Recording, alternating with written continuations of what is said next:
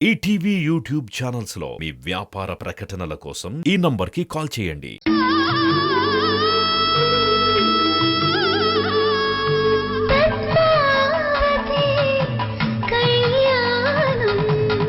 మీరేం దిగులు పడకండి. నందిని నాకు కోడలా అయినా కూతుర్లా చూసుకుంటాను. తనకు ఆ దేవుడు ఎట్టి పరిస్థితుల్లోనూ అన్యాయం చేయడు.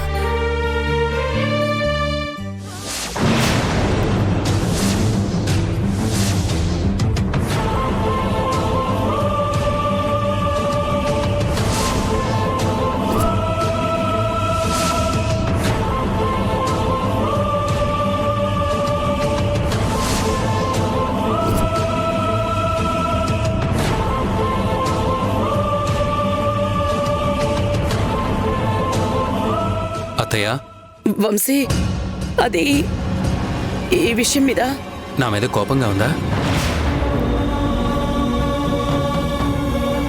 చచ్చా, నీ మీద నాకెందుకు కోపం ఉంటుంది? నందిని తీసుకెళ్తున్నాను కదా, ఆ విషయంలో ఏమైనా ఫీల్ అయ్యారా అని.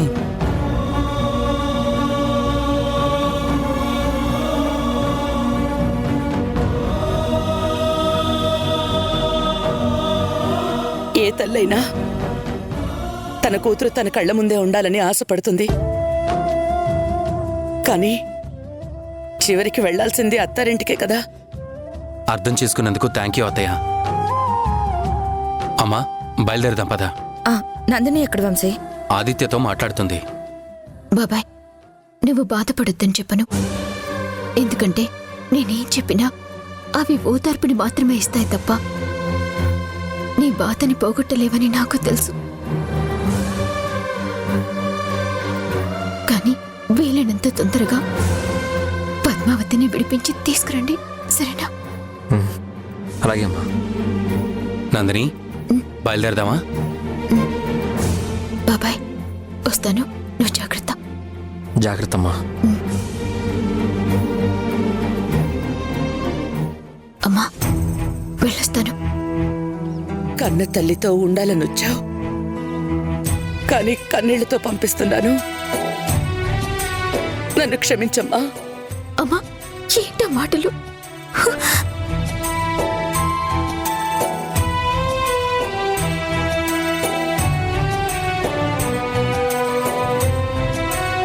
పద.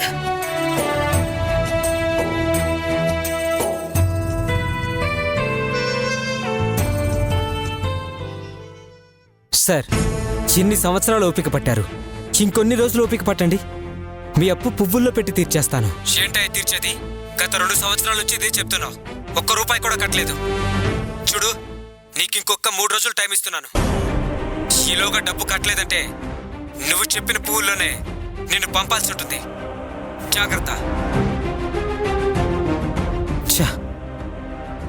ఆ ముసలిది నా ఇంటికి ఎప్పుడు వస్తుందో, దాని ఆస్తి నా చేతికి ఎప్పుడు వస్తుందో ఏమీ అర్థం కావట్లేదు. ఏమండి ఏమండి, ఏంటి ఈరోజు పేపర్ చదివారా? ఇది అడగడానికి ఏదో కొంపలు అంటుకున్నట్టు అంత హడావుడి చేయాలా? ఇల్లు కాలి ఒకటేడుస్తుంటే వళ్ళు కాలిందని ఇంకొకళ్ళు లేట్ చేయారంట.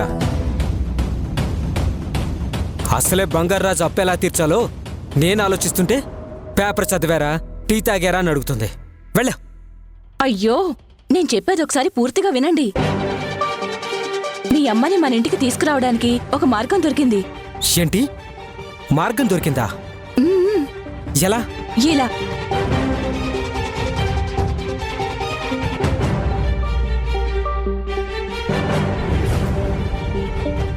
ఇదే అరెస్ట్ అయితే అదెలా వస్తుంది? వస్తుందండి. రాకుండా ఆపడానికి ఇప్పుడు అడ్డుగా ఆ పద్మావతి లేదు కదా. కానీ ఆ శివంగి శ్వేత ఉంది కదా. దాని ముఖం అదేం చేస్తుంది? అలా తేలిగ్గా తీసుకుంటేనే లాస్ట్ టైం నా తల పగలగొట్టింది, మర్చిపోయావా? అయితే ఈసారి ఓ 4 రౌడీలు తీసుకెళ్దాం, ఏమంటారు? Super idea. ఇది రేపే అప్లై చేద్దాం. అమ్మా, ఇప్పుడెలా రావో నేను చూస్తా.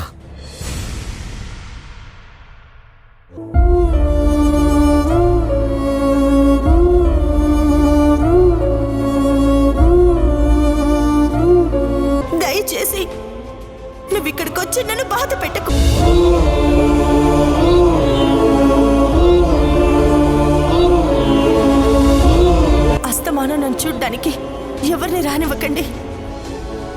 అది నా భర్త అయినా సరే. నానా, ఏంటమ్మా క్యారేజ్ తీసుకొచ్చావు? ఎక్కడికి వెళ్తున్నావు? ఎక్కడికి వెళ్తున్నావు కాదు నాన్నా, ఎక్కడికి వెళ్తున్నావు? నువ్వు నాతో పాటు వస్తున్నావు. పద వెళ్దాం. అమ్మా ఎక్కడికి? ఎక్కడికేంటి నాన్నా? పద్మావతి దగ్గరికి. తాళి కట్టిన ఆనందం 2 నిమిషాలైనా అనుభవించకుండానే అరెస్ట్ చేసి జైలుకి తీసుకెళ్లారు. తనని తీసుకెళ్లిన దగ్గర నుంచి ఒక్కసారి కూడా తనతో మాట్లాడలేదు. తను నిన్నటి నుంచి ఏం తిందో ఒకసారి మనం వెళ్ళి పద్మావతిని చూసొద్దాం. పద్మావతి ఎలా ఉందోనని నా మనసంతా ఆందోళనగా ఉంది నాన్న. తనని కళ్ళారా చూసి తనని ధైర్యంగా ఉండమని 4 మాటలు చెప్పి ఈ భోజనం తినిపిస్తాను నాన్న. పద వెళ్దాం. వద్దమ్మా, మనం వెళ్ళొద్దు. ఏంటన్నా ఏం మాట్లాడుతావు నువ్వు? మనింటమ్మాయి, నీ భార్య అరెస్ట్ అయి జైల్లో ఉంటే వెళ్ళొద్దు అంటావేంటి? మనం వెళ్ళినా పద్మావతి మనల్ని కలవడానికి ఇష్టపడదమ్మా. ఎందుకు ఇష్టపడదు నాన్న? ఖచ్చితంగా ఇష్టపడుతుంది. నేను తనని కలవడానికి వచ్చానని తెలిస్తే పరిగెత్తుకుంటూ వచ్చి మన ముందు వాళ్తుంది. నువ్వు పదా. అమ్మా చెప్తే అర్థం చేసుకోవేంటి? తాళి కట్టిన భర్తని నన్నే కలవద్దని చెప్పిందంట. ఇంక నిన్నెలా కలుస్తుంది? ఏంటన్నా నువ్వు చెప్పేది? నిన్ను కలవద్దని చెప్పిందా? ఎందుకు? తెలీదు. ఇందాకే కార్తిక్ గారు ఫోన్ చేసి ప్రస్తుతానికి ఎవరూ పద్మావతిని కలవడానికి రాకండి, తను ఎవరిని కలవాలనుకోవడం లేదు అని చెప్పారు. అందుకే ఆలోచిస్తున్నాను. మరి మరి మరి తనని కలవడం ఎలా?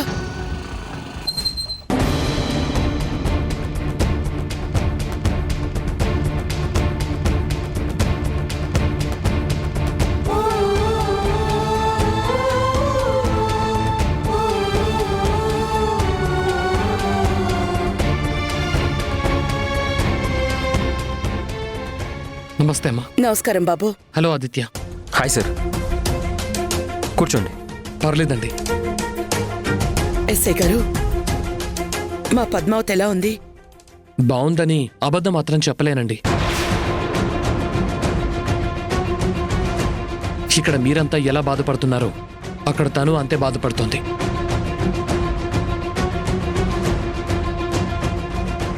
ఎస్ఐ గారు, మా పద్మావతిని కోర్టులో ఎప్పుడు ప్రొడ్యూస్ చేస్తున్నారు? ఈ సోమవారమే చేస్తామండి. సార్, మా పద్మావతి ఇంటికి తిరిగి రావడానికి ఇంకా ఎన్ని రోజులు పడుతుంది? దాని గురించి మాట్లాడడానికే వచ్చానండి. నాకు కొన్ని డౌట్స్ ఉన్నాయి. అవి మీరు క్లారిఫై చేస్తే వీలైనంత తొందరగా పద్మావతిని బయటకు తీసుకురావచ్చు. చెప్పండి ఎస్ఐ గారు, మీ సందేహాలేంటో చెప్పండి. మాకు తెలిసినంత వరకు అన్నీ చెప్పే ప్రయత్నాలు చేస్తాం. అసలు సంపత్కి మీకు మధ్య గొడవేంటో చెప్తారా? మా మధ్య గొడవ అంటూ ఏం జరగలేదు కార్తిక్ గారు. కాకపోతే ఒకసారి మా అన్నయ్య చెప్పిన తీర్పుతో సంపత్ వాళ్ళ పేరెంట్స్ ఊరొదిలి వెళ్ళిపోవాల్సి వచ్చిందంట. ఊరు వదిలి వెళ్ళిన అవమానంతో ఇద్దరు సూసైడ్ చేసుకొని చనిపోయారంట. ఆ కోపంతో అన్నయ్య మీద కక్ష పెంచుకొని దాన్ని పగలా మార్చుకున్నాడు.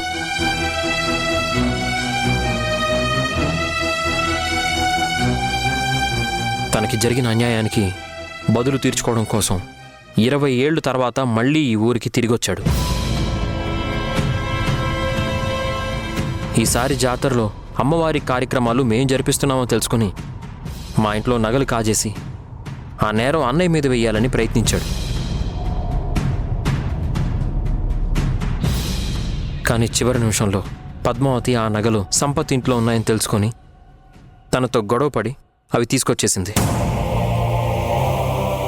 ఆ సంపత్ని అందరం కలిసి జైలుకి పంపించాం. అంతే సార్. అంతకు మించి వాళ్ళిద్దరి మధ్య ఎలాంటి గొడవలు జరగలేదు.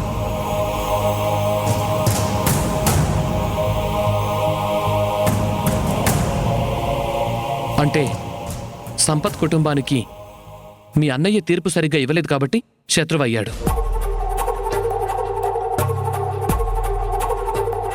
పద్మావతి ఆ నగలు సంపతే దొంగిలించాడని నిరూపించింది కాబట్టి పద్మావతికి శత్రువయ్యాడు.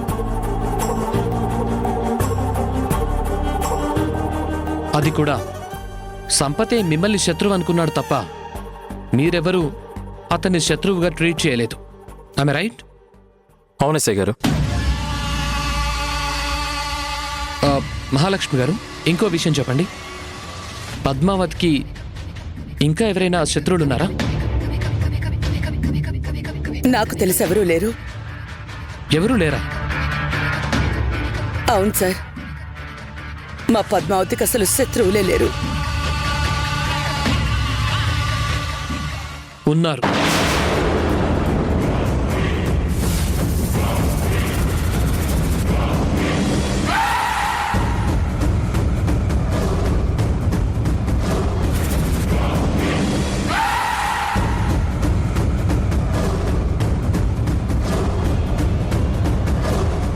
అది కూడా మీ ఇంట్లోనే ఉన్నారు.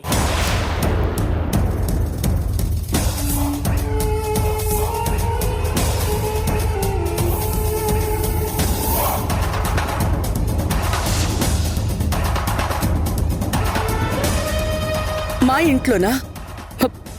మా ఇంట్లో తనకి శత్రువులు ఎవరండి? మీ తోడికోడలు లీలావతి.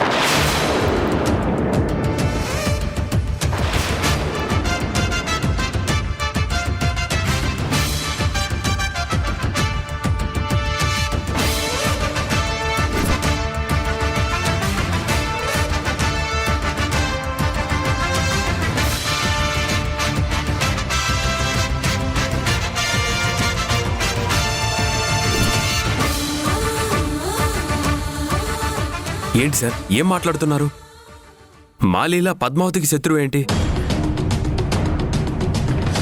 అవును ఎస్ఐ గారు, మీకెవరో తప్పుడు సమాచారం ఇచ్చినట్టున్నారు. సమాచారం తప్ప రైటా అనేది కాసేపు పక్కన పెడదామండి. ముందు నేను అడిగిన వాటికి సమాధానం చెప్పండి. మహాలక్ష్మి గారు, మీ కుటుంబంలో ఇంతకు ముందు గొడవలు జరగడానికి కారణం లీలగారేనా? అదొకప్పుడు. ఇప్పుడు తను పూర్తిగా మారిపోయింది. మారిపోయిందని ఎందుకు అనుకుంటున్నారు? మారినట్టు నటించే ఛాన్స్ కూడా ఉంది కదా.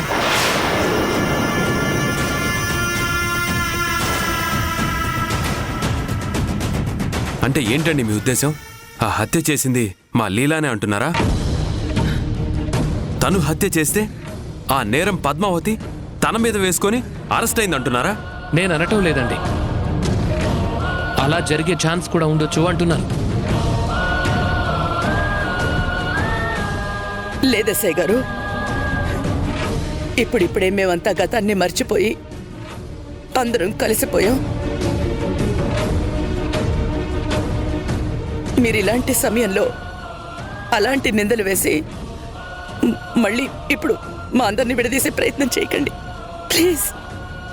చూడండి, నేనెవ్వరినీ విడదీయడానికి ఇలా మాట్లాడట్లేదు.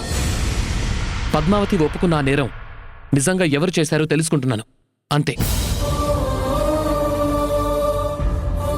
కాసేపు లీలా మీ ఇంటి మనిషి అనే విషయాన్ని మర్చిపోయి ఆలోచించండి. నాకొచ్చిన డౌట్ నిజమని మీరే చెప్తారు. లీలా గారికి పద్మావతి అంటేనే పడదు, అవునా? అవును. ఒకసారి పద్మావతి కిడ్నాప్ విషయంలో లీలా గారిని అనుమానిస్తే ఆ కోపంతో ఆవిడ పంచాయతీ కూడా పెట్టించింది, అవునా? అవును. పద్మావతి ఆదిత్యల పెళ్లి జరగనివ్వను అని ఛాలెంజ్ కూడా చేసిందంట, అవునా?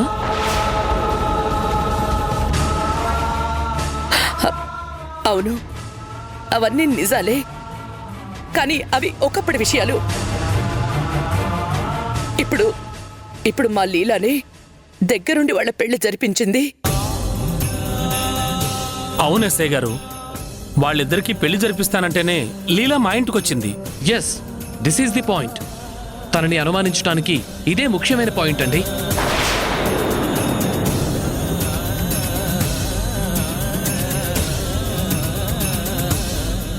ఇన్ని రోజులు పద్మావతి అంటేనే పడని లీలా గారికి సడన్ గా పద్మావతి మీద ఎందుకంత ప్రేమ పుట్టింది?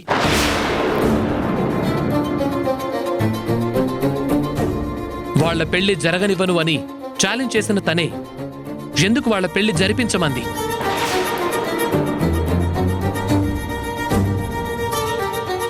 మీ కుటుంబంలో కలిసి ఉండటం ఇష్టం లేకే వేరు కాపురం పెట్టిన తను అన్నీ మర్చిపోయి మళ్ళీ ఎందుకు మీతో కలిసిపోయింది?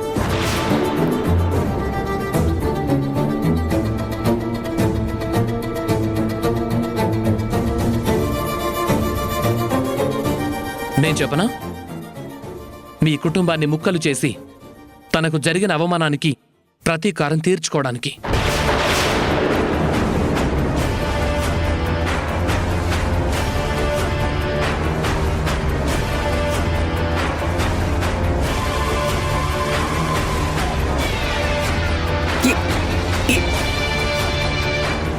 ఏంటి మీరనేది? ఎస్, కావాలంటే ఇప్పుడే ఆవిని పిలిపించి అడగండి.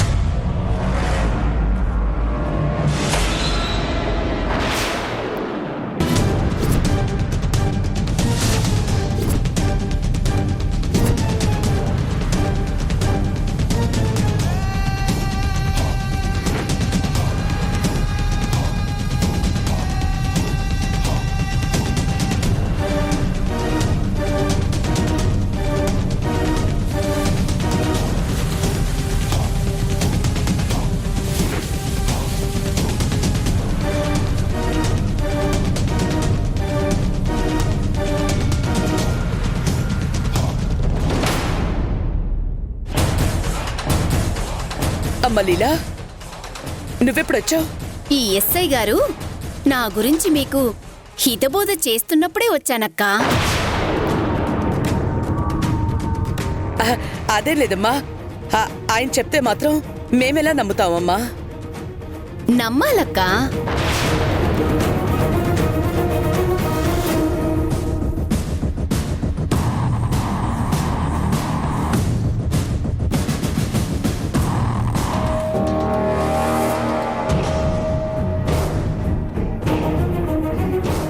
ఎందుకంటే ఆయన చెప్పిన ప్రతిదీ నిజమే కాబట్టి.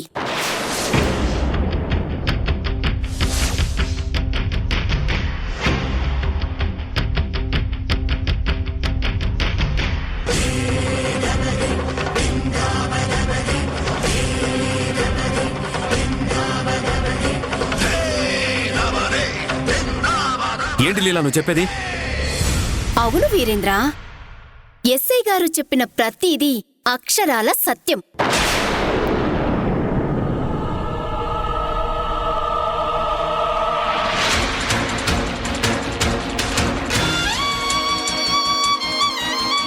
మీ పద్మావతి అన్నా మీరన్నా నాకు మొదటి నుంచి కోపం.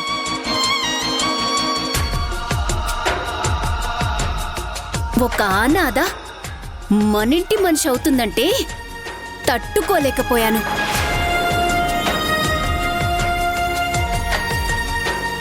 మీరంతా నన్ను ప్రతి విషయంలో అవమానిస్తుంటే తట్టుకోలేకపోయాను.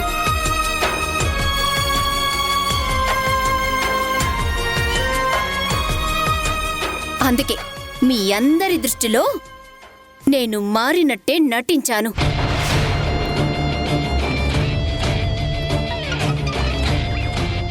మీరంతా నన్ను నమ్మాలంటే నేను ద్వేషించే పద్మావతిని ఆదిత్యకిచ్చి పెళ్లి చేయాలి కాబట్టి నేనే ముందుండి జరిపించాను.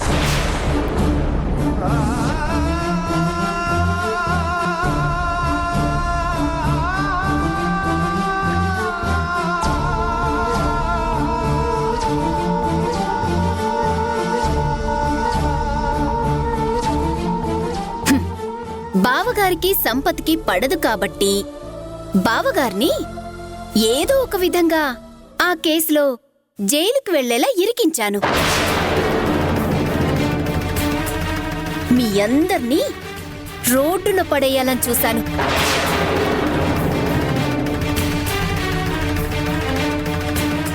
అందుకే ప్లాన్ ప్రకారం ఆ సంపత్ని నేనే చంపించి ఆ నింద కేశవ బావగారి మీద వేద్దామని చూసా. కాని చివరి నిమిషంలో పద్మావతి ఆ నింద తన మీద వేసుకుని తనే స్టేషన్కి వెళ్ళింది.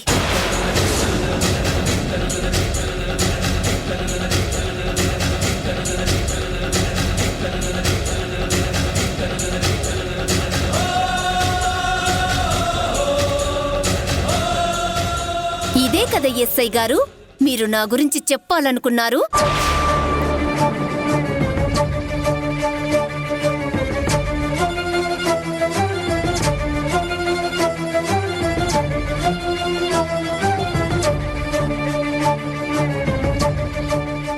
ఇదిగోండి, నన్ను అరెస్ట్ చేయండి ఎస్ఐ గారు. పద్మావతిని బయటికి తీసుకురావడం కోసం నన్ను అరెస్ట్ చేసి తీసుకెళ్ళండి.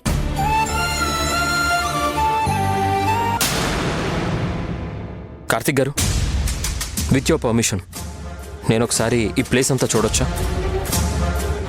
మేబీ ఇంకేమైనా క్లూ దొరుకుతుందేమో. షూర్.